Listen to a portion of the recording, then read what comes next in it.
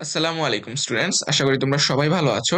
তো লাস্ট ক্লাসে আমরা সাইটোপ্লাজমীয় অঙ্গাণুগুলো নিয়ে পড়াশোনা করেছিলাম, আর আজকে আমরা নিউক্লিয়াস নিয়ে পড়াশোনা করব। তো এই নিউক্লিয়াসের টপিকটা কিন্তু খুবই গুরুত্বপূর্ণ পরীক্ষার জন্য, এবং এই নিউক্লিয়াস থেকে বেশিরভাগ সময় সৃজনশীলে প্রশ্ন আসে। তো চলো এই নিউক্লিয়াস সম্পর্কে জেনে নেওয়া যাক। তো আসলে এই নিউক্লিয়াস জিনিসটা কি? কোষের যে প্রোটোপ্লাজম, সেই প্রোটোপ্লাজমের ভেতরে সর্বাপেক্ষা যে ঘন বস্তুটা থাকে, যেটা একটা পর্দা দিয়ে আবৃত, সেই ঘন বস্তুটার নাম হচ্ছে নিউক্লিয়াস।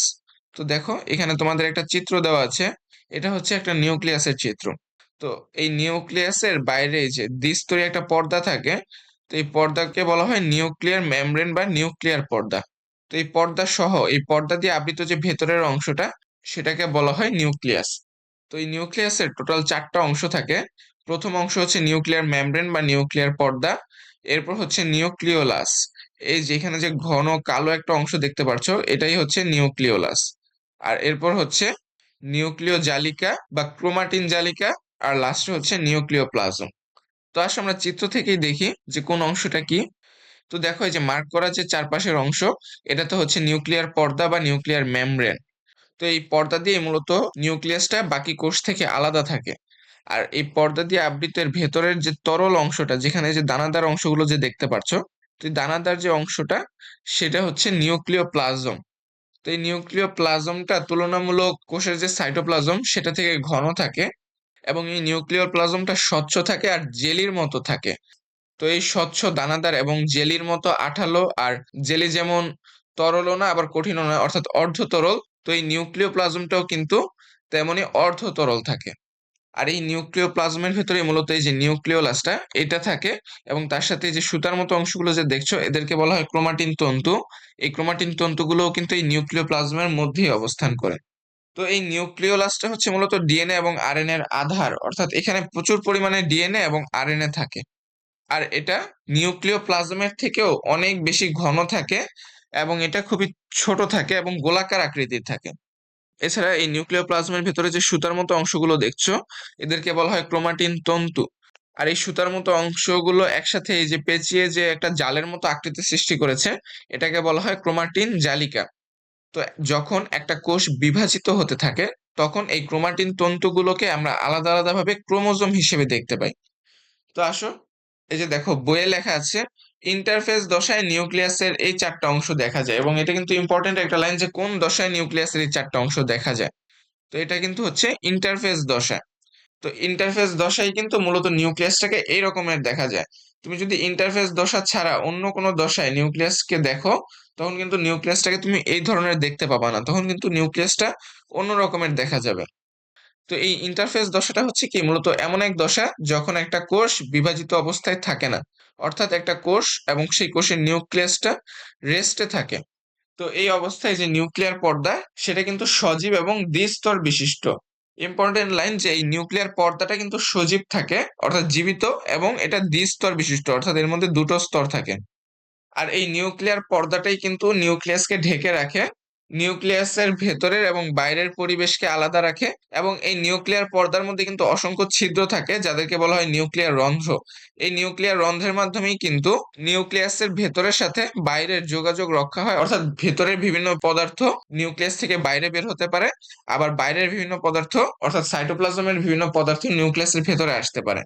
এছাড়া এই নিউক্লিয়াসকে রক্ষণাবেক্ষণ করাও কিন্তু এই নিউক্লিয়ার মেমব্রেনের কাজ। তো এরপর দেখো নিউক্লিয় প্লাজম। তো এই নিউক্লিয় প্লাজমটা হচ্ছে কি, নিউক্লিয়াসের ভেতরের যে অর্ধ তরল অংশ, যেটা নিউক্লিয়ার মেমব্রেন দিয়ে আবৃত থাকে, দানাদার থাকে এবং জেলির মতো, সেই অংশটাই নিউক্লিয় প্লাজম। তো এই নিউক্লিয় প্লাজমের ভেতরে মূলত নিউক্লিওলাস থাকে। এছাড়া ক্রোমোজোমকেও এই নিউক্লিওলাস ধারণ করে, অর্থাৎ আমরা যে ক্রোমাটিন তন্তুগুলো দেখেছি, সেই ক্রোমাটিন তন্তুগুলোকেও কিন্তু ধারণ করে এই নিউক্লিয় প্লাজম। এছাড়া নিউক্লিয়াসের যে বিভিন্ন জৈবনিক কার্যাবলী, অর্থাৎ যেসব কাজের মাধ্যমে একটা কোষ বা একটা নিউক্লিয়াস জীবনের লক্ষণ প্রকাশ করে, সেই কার্যাবলীও কিন্তু এই নিউক্লিয় প্লাজমের মাধ্যমে নিয়ন্ত্রিত হয়। এছাড়া এই নিউক্লিয় প্লাজমের ভিতরে যে আরেকটা ঘন গোলাকার বস্তু থাকে, তার নাম হচ্ছে নিউক্লিওলাস। এটা ক্ষুদ্র থাকে, গোলাকার থাকে, উজ্জ্বল এবং অপেক্ষাকৃত ঘন, অর্থাৎ নিউক্লিয় প্লাজমটা তো ঘনই থাকে, কিন্তু এই নিউক্লিয় প্লাজমের চেয়েও এই নিউক্লিওলাসটা বেশি ঘন থাকে। এবং সাধারণত প্রত্যেকটা নিউক্লিয়াসে একটা করেই নিউক্লিওলাস থাকে, আর এই নিউক্লিওলাসের ভেতরে প্রচুর পরিমাণে ডিএনএ এবং আরএনএ থাকে। আর এরপর যে অংশটা সেটা হচ্ছে নিউক্লিয় জালিকা বা ক্রোমাটিন তন্তু। তো এই যে দেখো, নিউক্লিয় প্লাজমে ভাসমান অবস্থায় পেঁচানো সুতার মতো যে খাটো এবং মোটা গঠনটি, সেটাকে নিউক্লিয় জালিকা বা ক্রোমাটিন জালিকা বলা হয়। তো এই যে এই সুতাগুলো যখন পেঁচিয়ে একটা জালের মতো আকার গঠন করে, তখন সেটাকে বলা হয় ক্রোমাটিন জালিকা বা নিউক্লিয় জালিকা।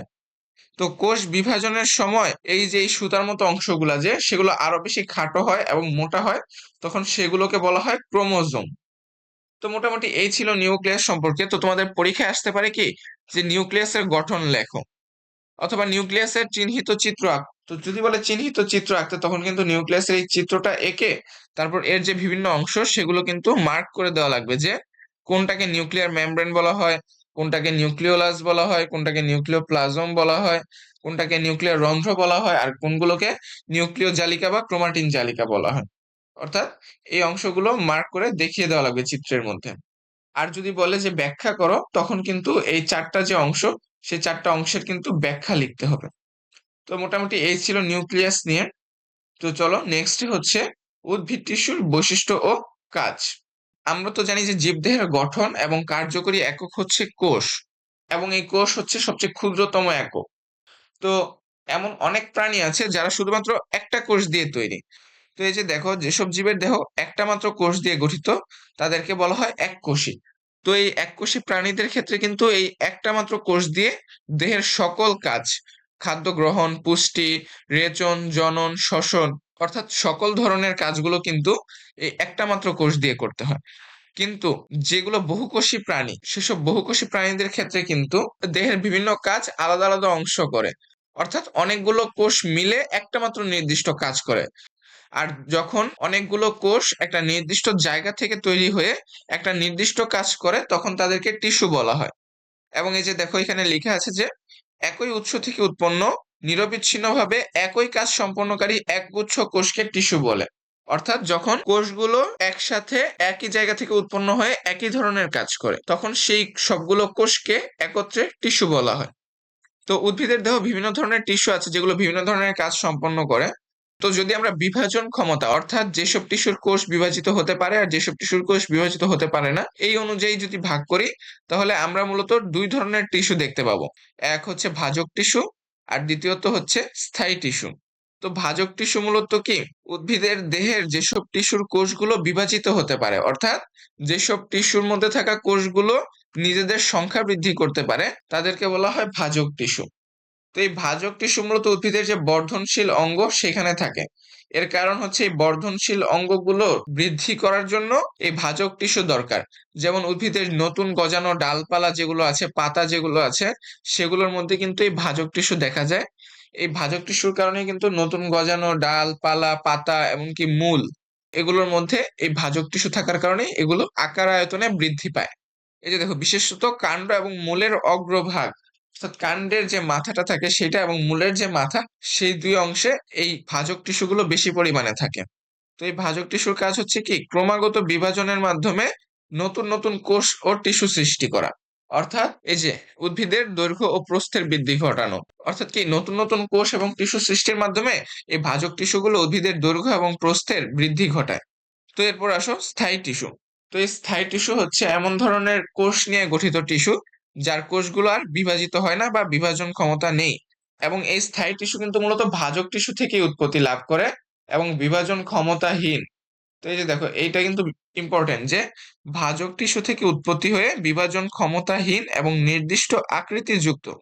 তো পরীক্ষা আসতে পারে কোন টিস্যুগুলোর নির্দিষ্ট আকৃতি আছে, উত্তর হচ্ছে স্থায়ী টিস্যু। তো যেগুলো পরিণত স্থায়ী টিস্যু, সেগুলোর কিন্তু নির্দিষ্ট আকৃতি থাকে। তো এই উদ্ভিদের কিন্তু প্রায় সর্বত্রই এই স্থায়ী টিস্যুটা দেখা যায়। তো তোমরা খেয়াল করে দেখো, ভাজক টিস্যু কিন্তু থাকে দুই জায়গাতে, উদ্ভিদের বর্ধনশীল কাণ্ড এবং বর্ধনশীল মূল। তো এছাড়া এর যে সারাটা দেহ গঠিত হয়, সেটা কিন্তু এই স্থায়ী টিস্যু দিয়েই গঠিত হয়। তো এই স্থায়ী টিস্যু আবার তিন ধরনের। এক হচ্ছে সরল টিস্যু। এই সরল টিস্যুর মধ্যে আবার ভাগ আছে প্যারেনকাইমা, কোলেনকাইমা এবং স্ক্লেরেনকাইমা। এছাড়া আছে জটিল টিস্যু। এই জটিল টিস্যুর মধ্যেও আবার ভাগ আছে জাইলেম এবং ফ্লোয়েম। আর আরেকটা হচ্ছে ক্ষরণকারী টিস্যু।